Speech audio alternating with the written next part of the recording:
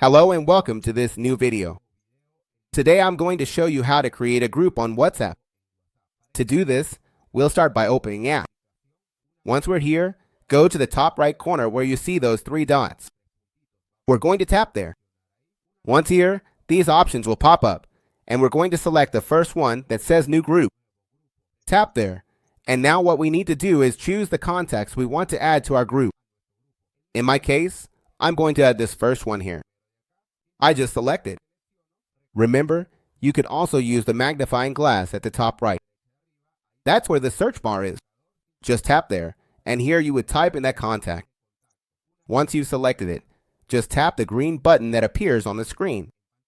There it is, we tap it, and the next thing we need to do is choose a name and a photo for our group. I'm going to fill that in, so let's pause the video here. Done, I've already added the name and the photo.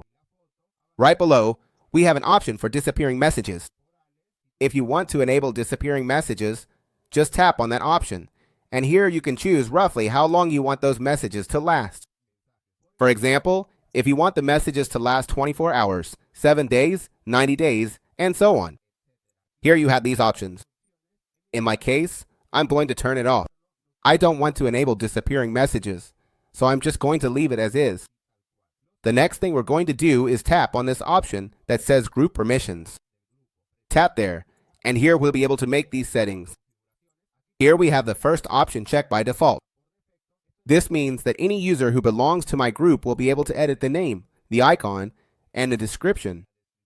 If you want any user to be able to edit it, you should leave this box checked. In my case, I don't want just anyone to be able to edit it, so I'm going to turn it off. I turn it off. A little further down, I have another option that says Send New Messages. If you want users to be able to send messages in your group, then you should leave this box checked. A bit further down, we have another option that says Add Other Members. If you want your users to also be able to add other members or users to your group, you should leave this box checked. If you don't want them to be able to add new members, then you uncheck it, as you can see. In this case, I'm going to leave it checked. A little further down, you also have an option to invite through the group link. I'm going to leave it just as it is. And finally, we have an option to approve new members.